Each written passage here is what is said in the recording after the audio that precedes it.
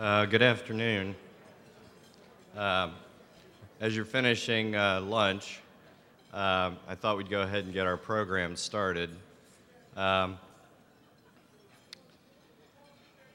before we get into Wendell Cox's presentation, we do have some distinguished guests with us here today that I wanted to introduce and have recognized. First, we're fortunate enough to have a member of the General Assembly with us today, Representative Jim Beakey, who represents the fighting 84th District in West Central Ohio. So I'm really glad to have Representative Beakey with us this morning. And we are also fortunate enough to have some past presidents of the Ohio Township Association with us today. With us today from Preble County is Floyd Geating and his wife, Rita.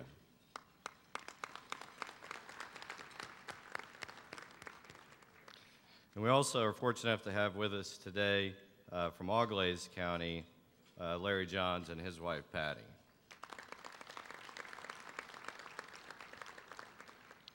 And then we also have with us today one of our scholarship winners who will be addressing the audience here a little bit later in the program, and that's Jessica Neiman and her parents.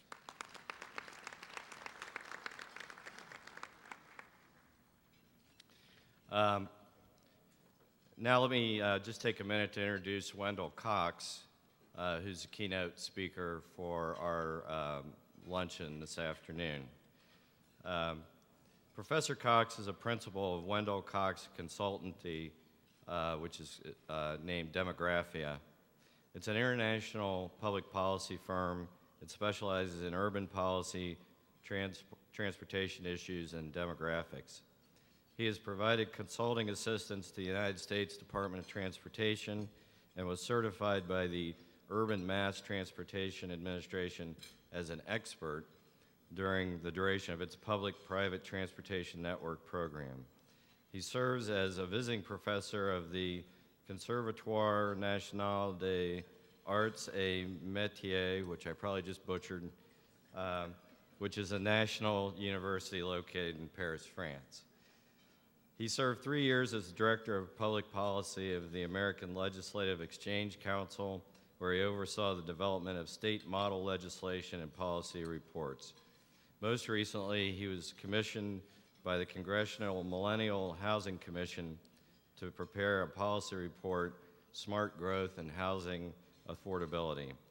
He lectures widely, writes numerous commentaries and articles, and is frequently interviewed by national, international, and local media. He was appointed 3 terms by the mayor of Los Angeles to their county transportation commission. And as many of you know, he has conducted a number of studies concerning local government, particularly focusing on township government. He's done that for the state of New York, the state of Pennsylvania, the state of Illinois, and most recently for the state of Ohio. And this afternoon, we're fortunate enough to have Professor Cox with us, and he's going to address us about his recent report. A lot of you know it as the Cox Report. The official title is Local Democracy in Ohio, a review of city, village, and township financial performance by size. Please join me in welcoming Professor Cox.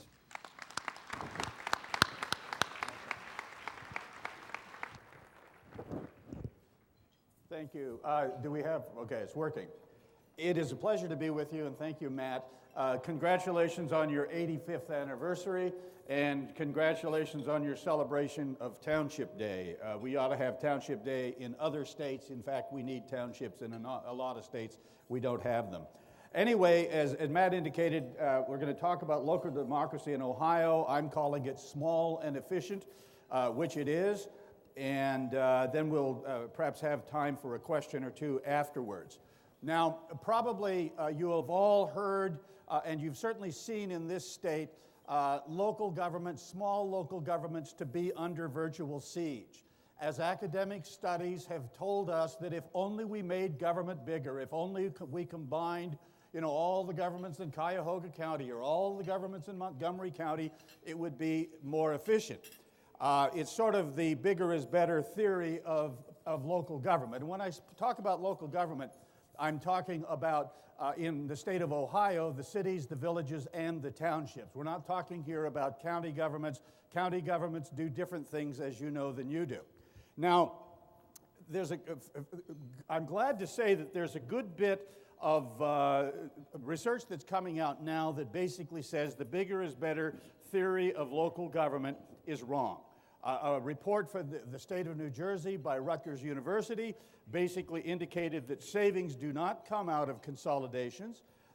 Similar report for the Michigan Senate found similar things, and an older report by the Federal Advisory Committee on Intergovernmental Relation basically found that consolidation is not the way to improve the efficiency of government, of local government, and I'll be describing why that is the case.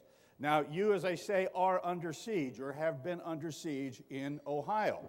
We have one study here that basically says Ohioans pay far more than is necessary for the management of thousands of government entities. Last year, it was reported that Ohio has, I think, the 7th most number of government entities in the country, as if the number of governments had anything to do with efficiency, which it does not. Now, a report by the Center by the Ohio Policy Center and the Brookings Institution said, Ohio's small local government structure creates a staggering array of costs. Ohio's cities and townships have taken on expenses that are unsustainable. Now, you would expect, of course, that having come to that conclusion, they might have looked at the data. They did not. If you look at Ohio, what you find, and I'm sorry that sort of, oh, it came out, it doesn't look so good here. Okay, what you find in Ohio, first of all, the anti-small government studies in Ohio largely mix everything together.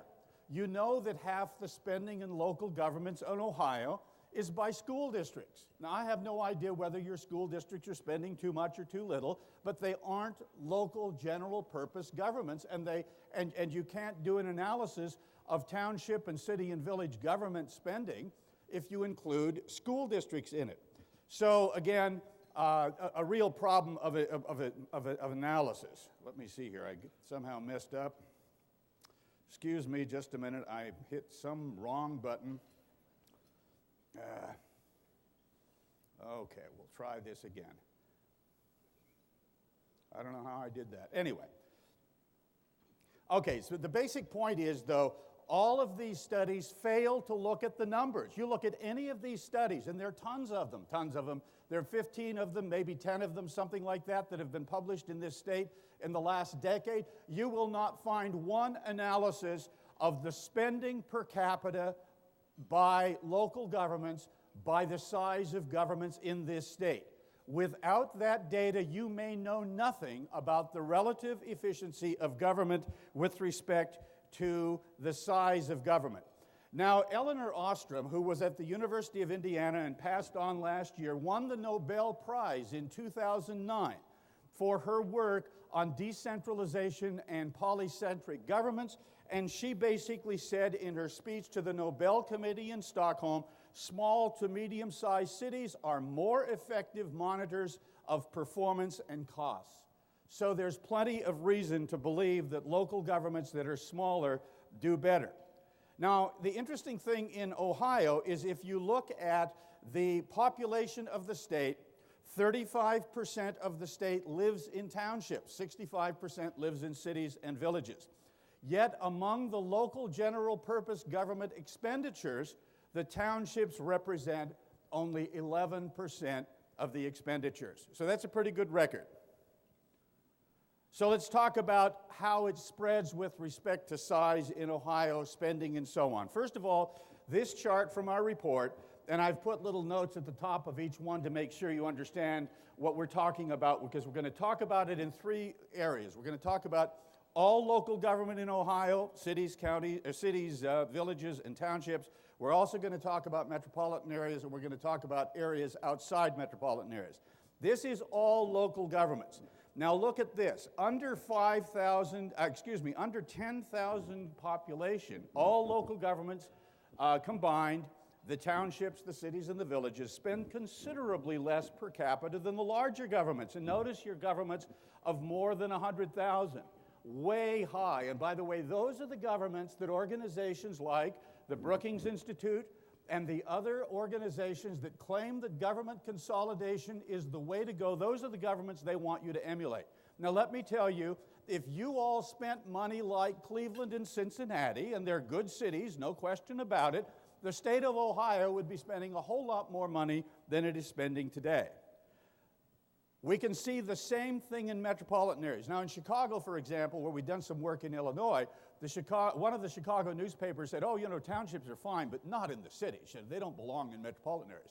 Well, you know, in Ohio, as elsewhere, we found in Pennsylvania, New York, township governments actually spend considerably less in the metropolitan areas than do other governments as well. Townships are not about farm areas and agricultural areas and rural areas only.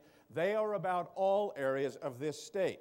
So township governments are spending less even in the metropolitan areas. Now, of course, you would expect that they would be spending less in the areas outside metropolitan areas, and that's what the data shows. But there's more to government than spending. There's also borrowing, because what happens with big governments is that when they run out of a capacity to tax, they start borrowing. How do you think New York got into trouble in the 70s? How did Cleveland get into trouble? Well, you know, it's because they go and they start borrowing more than they can pay back. Now, this basically shows you, based upon the size of local government unit, that the smallest local governments in this state have a median debt service of 0. That is to say, most of them don't even borrow. You go higher again and you get to see that at the highest population levels, over 100,000, the debt service per capita on an annual basis is much higher than anywhere else. Now, if you look at the metropolitan areas, not surprisingly, you see exactly the same thing. And then if you go to the areas outside the metropolitan areas, again, you see that as they get larger, and remember, outside the metropolitan areas, we don't have any townships in the state more than 50,000 people. Or we don't even have cities outside the metropolitan areas of more than 50,000 people. The larger jurisdictions borrow more. Now, another way of looking at debt is what I call the propensity to borrow. How many governments even borrow at all? Well, overall in the state, you find that the smaller governments, the smallest governments, only about a third of them even borrow. Whereas you get up to the larger governments, 100% of them borrow. Same thing, of course, in the metropolitan areas, slightly different, but still, again, essentially the same thing. In metropolitan areas, the larger governments borrow much more, the smaller governments borrow much less. And of course, outside metropolitan areas, a similar thing. So what we come down to is essentially smaller governments in this state spend less per capita, they borrow less per capita, and they borrow less frequently than do larger governments. Again, you see the same thing with respect to local taxes. Again, the smallest governments taxing less, and you see this at the metropolitan area, and you see it also outside metropolitan areas. Now, all that having been said, let's take a look at the counties, because if you think the small governments, including the townships, look good, look at what goes on with respect to township governments. This chart shows you all local governments in Ohio, but splits them into cities and villages versus townships. You can see that except in the bottom category, the lowest category, where they're about even, townships spend considerably less than villages or cities per capita. If you look at the metropolitan areas, again, you see the same thing. Townships spend a lot less than the larger jurisdictions. Again, smaller is better, not bigger is better. When you look at the borrowing, you find, again, same thing. Townships borrow less than cities and villages in the same population classification. And when you look at metropolitan areas, the same thing. So it looks like I'm repeating myself over and over again. The reason I'm doing it is because the evidence is so overwhelming that people who claim that you can save money by making governments bigger or by consolidating governments ought to be ashamed of themselves unless they can show the data to prove their point. It doesn't do anybody any good to expound upon a theory that cannot be proven by the reality. And, of course, townships tax less, and you all know this painfully well. Look at the sources of revenue that are available to cities and villages. This one shows it. In the year we used, and we used, by the way, the latest available data when we did the study. This particular data is from the federal government because this data was not available from the Auditor of State. You can see here that with property tax, income tax, and other taxes, the cities and villages were taxing at about $700 per capita. The townships were down a little more than $200 because they did not have access to a property tax. So that makes a lot of difference. And by the way, I know none of you feel like you have enough revenue, but one of the great advantages you have is you are challenged to balance your budget a lot more than organizations, governments that have more taxing power. Now, one of the great things that help you is the fact that you've kept your labor costs under control. This is very important. Labor, as I'll show you in a few minutes, is by far the largest element of government expenditure. Now, this chart shows you wages per capita, cities and villages versus townships. And you can see again that you are spending considerably less in labor than the cities and villages. And that is very important, and that helps you an awful lot and is a key to your success. It is important to understand, too, that labor is, without a doubt, the most expensive element of public expenditure at the local government level.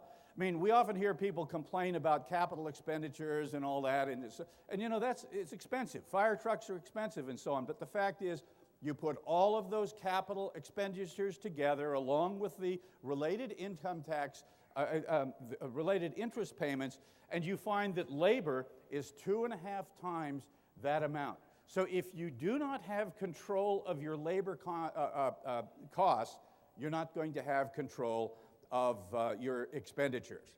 So let's talk now about something that's very important, and that is financial distress. You know, you have under the Auditor of State a financial distress program that was created after the bankruptcy of the city of Cleveland in the 1970s to try to help local governments get out of trouble when they get into trouble. Since 1997, that program has included townships, and what this chart shows you is how much of the population of each of these population categories live in jurisdictions that have been at one point or another in financial distress. You see that almost 10% of the population of the cities over 100,000 people has been in financial distress. The 50 to 100,000 are even worse, 11%. You go down and you find the smallest number among the cities and villages is under 1,000 population, where only 3% of the population lives in places that have been in financial distress. Now let's look at townships. The number for townships is 0.06%. Very, very low. Now let me tell you, you know, you think about getting in trouble. Think about all, and probably many of you aren't old enough to remember, firsthand what was going on in this state when Cleveland got into serious difficulties. But that was a big problem for this state. If your local governments get out of financial control, that is a problem for the whole state. And so what you have is a situation where the townships have done an incredible job of maintaining their fiscal responsibility and not getting in trouble. Now, let's look at some other states and see what we find there. We've looked at the results in a number of other states. Our first study was in Pennsylvania, where the Pennsylvania townships were under threat of being forced either to be eliminated or consolidated. We found there that the people that wanted to do that hadn't looked at the data, not surprisingly. And after we looked at the data and put together a report for the Pennsylvania State Association of Township Supervisors, the issue largely went away. In New York, almost as much success. There is a consolidation program in New York at this point that nobody's taking advantage of, probably because the data showed in New York in our report and anybody else that would look at it would see the same thing, that in fact, as governments get bigger in New York, they tend to spend more per capita. Same thing in Illinois and also Indiana. So this is nothing new. What you're seeing in Ohio, we have seen all around the country. I have not shown you the charts from those other 4 states, but from where you're sitting, they wouldn't look any different than the Ohio charts that we've already looked at. Now, this chart basically shows you that the same issue exists nationally as well. You see that smaller governments, again at the national level, out of Census Bureau data, spend less per capita than larger governments, and they borrow less than larger governments. Now, I want to make sure that's understood here, though, because we had a situation the other day in a small Illinois newspaper in a town where I think it was the state treasurer has been convicted of stealing millions of dollars, which I thought was rather interesting when they criticized our township report. And someone said, well, you know, they're comparing all the governments, state governments, federal governments, county governments. No. This is local governments. This is townships, cities, and villages. That's all that it is. So there are a number of criticisms of local governments. One is that there are duplications of service that are a big problem. Every time you talk about consolidation, you see people talking about how there are these terrible duplications of service that exist between townships and municipalities and so on. Well, the fact is, all of you have exclusive service areas. Your garbage collectors do not pick up garbage on the same street as the garbage collectors in the adjacent community. This is something that the other side frequently misses. We're not dealing here with duplication of services. We are dealing with a situation of exclusive service territories. And this is a problem. This map shows you the jurisdictions of Hamilton County. And again, we're not talking about overlapping jurisdictions, and that criticism is patently obvious. One of the big issues has been fire protection. Now, the Brookings report and the Ohio Policy Center report basically said about fire protection, small jurisdictions simply cannot reach these economies of scale. In other words, one of the big reasons we need bigger governments is, you know, fire protection is so expensive that as you get bigger, you actually save money. Well, again, here we are again. They didn't look at the data.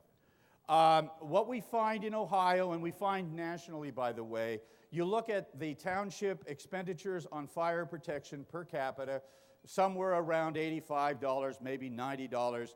The municipalities, which would include, of course, the villages and the cities, about $150, almost twice as much. And you see overall, just to show you that Ohio's not in bad shape, you know, because one of the unfortunate things that happens in states around the country, I don't care if you're talking about Hawaii or Ohio or Maine, you know, people that want to change things, you know, bring out stuff to show that you're just the worst state in the country for whatever it is they want to change. The fact is, I want you to be aware that your township expenditures on fire protection are considerably less than average for the nation. So you're doing a good job there. Now, this picture particularly interests me because one of the criticisms is that because townships and small villages and smaller cities are so small, they can't get the economies with respect to purchases. They can't get the quantity discounts and all of that kind of thing. And of course, again, the critics haven't looked at the facts very well because you do have an official program under the Department of Administrative Services that gives you the ability to have the same purchasing advantages as larger communities. Northeast Ohio also has an additional program as well. Now, when I found this picture for the presentation, I figured, well, you know, Jackson Township sounds pretty interesting, and I thought, well, I'll look that up and see where that is. Little did I realize you have, I think, 37 Jackson Townships in this state. So if anybody would like to claim this fire engine, I'd love to know which Jackson Township that we're talking about. But the fact is that You all are doing a very significant, effective job with respect to your fire protection and doing it cost effectively. Another claim is that democracy is out of date. You know, they love to go back and they love to say, oh, you know, it's not New Hampshire anymore. It's not like the good old days when we had the town meeting. You know, we don't need, it's horse and buggy, all that kind of thing. And the implication is that local democracy is out of date. Now, let me tell you, this is very philosophical, but you know, the whole idea of democracy is that the people have control. And if you think that the people, I'll use an example that won't threaten anybody in Ohio, if you think the people of my hometown of Los Angeles, some 3.9 million of them, have control, you don't understand public policy. On the other hand, if you want to talk about a city like a city of 20 or 30,000 or 10,000 or 5,000, the people do have control. This is the very fundamental, one of the most fundamental principles of democracy.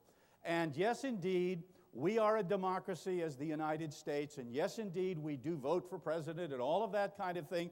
And you know, there is a division of labor that occurs. I mean, you know, Jackson Township, none of those 37 townships in Ohio called Jackson have a foreign policy or a military, for good reason. We have a military at the national level. There are responsibilities that occur at the national level, there are responsibilities that occur at the state level and at the county level, and there are responsibilities that occur at the local level. And the worst thing we can do if we're concerned about financial responsibility in the long run is to move the responsibility for government to a higher level. With all due respect, neither Columbus nor Butler County knows anything about local garbage collection or whatever it happens to be. And that's what I think we have to think about. And indeed, you can go back to Abraham Lincoln, that famous Illinoisan, though I've got to say I love the state of Ohio for a lot of reasons, but Abraham Lincoln, you know, in the Gettysburg Address talked about government of the people, by the people, for the people, and how it should not perish from the earth. And you know, effective democracy, effective government of the people requires local democracy. So let's talk about why it is that larger governments cost more. And there's some real good incentive reasons. Now think about this. Let's say that we want to combine Township A with City B. And the reason Township A is here and City B is here is because the labor costs here in Township A are a little bit lower than Township B. Now, when the two communities combine, what do you think happens to labor costs? You think that the labor union president over at the township goes and or at the city says, you know, we're getting too much money. We've got to go back down to that township level, right? That how it works? No. Not if he or she wants to be reelected, and that's just the plain incentive structure. So you have a leveling up of labor costs to whatever is the highest. That is so well documented that it's unbelievable. In fact, that is the principal reason probably why larger governments cost more than smaller governments, and why in the long run when you combine two governments you're going to have that. But there's more than that as well. There's also what we would call the leveling up of service costs. Because, for example, not all communities want the same level of service. One of the reasons I suspect that so many people continue to move to township government areas in the state of Ohio is because they don't feel like they need the level of service that they're paying for in a place like Cleveland or Akron. Different communities have different ideas with respect to how much service they want. So, again, if you combine the city and Township A, and the city has this higher level of service, again, you can expect that the overall service level is going to rise because a city is not going to be able to provide two levels of service. So we now have two good reasons why consolidation is going to cost more. But I think one of the biggest reasons, and this is my view, and I'm not, remember, I'm here speaking for myself based upon the work that I've done, and I am not telling you the opinion of the Ohio Township Association because I can't speak for them. But my suspicion is that the big deal has to do with spending, with special interests or special interests. or spending interest. The point, and I'm not talking about anyone in particular. These could be spending interests of the right or spending interests of the left. But the fact is, as all of you know, spending interests have much more power in the city of Los Angeles than they do in the city of Palmdale or any other of the smaller cities in California. And I suspect that's the case in Ohio as well. And again, it comes down to people having control of their government. And with you and with smaller governments in townships and the smaller villages and cities of this state, the voters have more control of their government. I can give you a marvelous example. All of the people that really believe in government consolidation love to point to the wonderful unicity government of Indianapolis, the great success story. So successful that the state of Indiana needed to bail its fire department pension out to the tune of $1 billion a few years ago. The fact is that the research on Indianapolis show that virtually no savings were achieved from the combination of Unicity. In fact, what happened, so often what you get in government consolidation is you find that there are other things that are pushing, that are really behind it. In Indianapolis, you had, and I'm not being partisan here, in Indianapolis, you had a Republican power structure in 1970 that realized that with the demographics that were changing in the old, smaller city of Indianapolis, if they didn't do something, they'd lose power. So you incorporate the suburbs, and you save your party structure for a few years. This is nothing unusual. In Toronto, which I'll tell you about in a few minutes, the agenda was that a government, conservative government in Toronto, and by the way, I am a conservative. A conservative government of Ontario was concerned that the socialist mayor of Toronto was leading anti-government protests in front of Parliament House. Well, if we're going to fix her, we're going to combine her with all the suburbs, which they did, and they threw her out of power.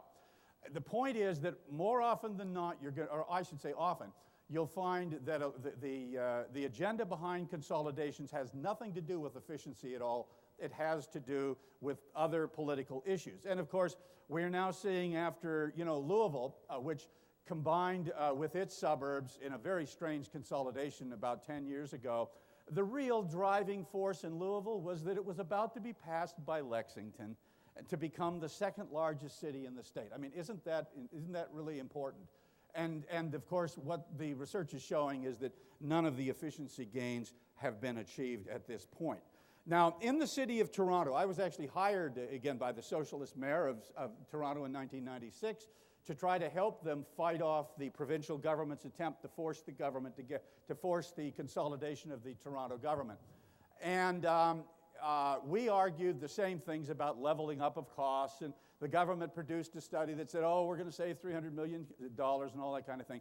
Well, the Toronto City Alliance, Summit Alliance, which is like the Chamber of Commerce in Toronto, had supported the idea of the consolidation. But about 5 years later, they came back and said, we were wrong. The leveling up of costs, we're never going to come back out ahead like we did before. We're going to have to face these costs throughout our future. And indeed, about, 4 or 5 years ago on the 10th anniversary of the consolidation, the National Post, which is the second largest newspaper in Canada, gave me space on the editorial page to do a commentary where I danced all over what I had would wish was the grave of the consolidated city of Toronto, talking about its failures, and didn't even have a letter in response to it.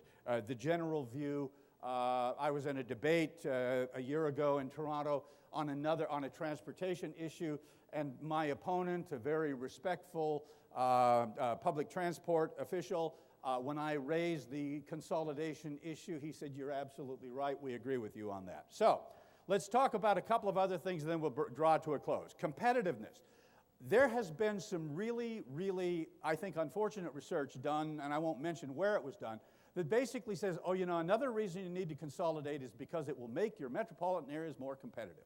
Now, this research was the usual, econometric regression analysis kind of research. And strangely, as it looked at all sorts of data around the United States, it didn't even include weather.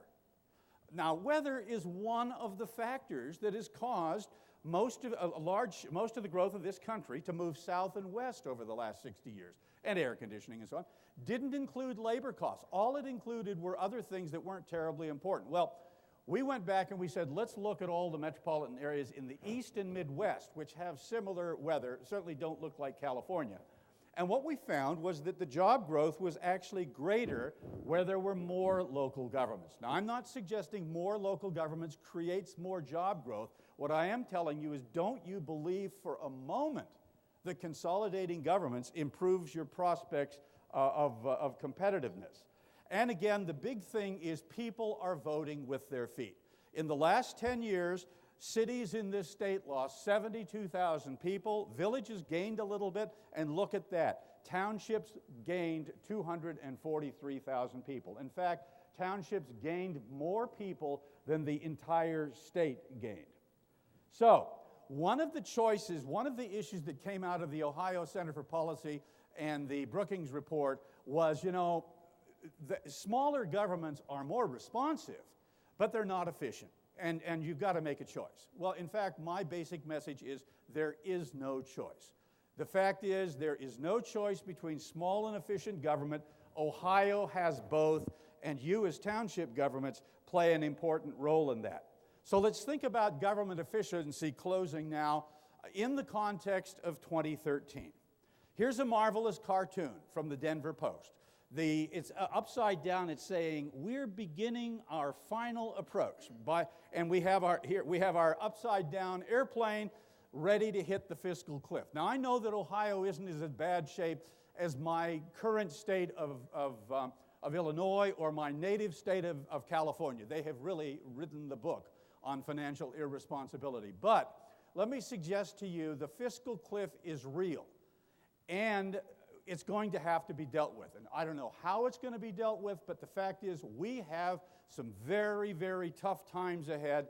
And the basic point is we must not be doing things that make things worse. And it is very clear that any consolidation agenda in Ohio or anywhere else is likely to lead to higher costs and make it even more difficult to solve the fiscal problems that we have to solve. And so that brings us back to something we talked about a little bit before, but so crucial, and I think the real bottom line of our work, and that is, think about this. 58% of the governments at the local government level in Ohio are townships. Yet only 4% of the governments that have been in fiscal distress are townships. Now that really says it all. A really impressive performance. And so I come into this state. I know many of you are OSU graduates. You have to be very proud of the many national championships that you've won. And even this last year, look at the job that Ohio University did. But my point is, as proud as you are of what OSU has done through history, you may be equally as proud of the job that you have done to advance efficient government in this state. Thank you very much.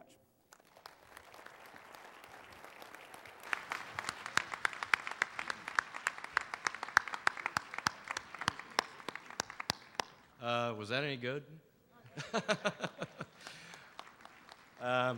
We may have time for just one or two questions if anybody has a burning desire. It's a very large room, so if you do have a question, you really would have to sing out. If not, Professor Cox will be around for a little bit after the luncheon. We may have some media that he's going to be speaking to, but again, join me in thanking Professor Cox for what I think was just a very compelling argument in support of township government.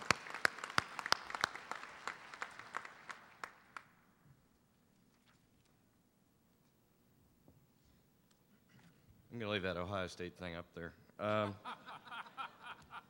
Being an OSU grad. Now I'm losing my train of thought. The next thing for us to do, we do have the scholarship winners to acknowledge. And actually we have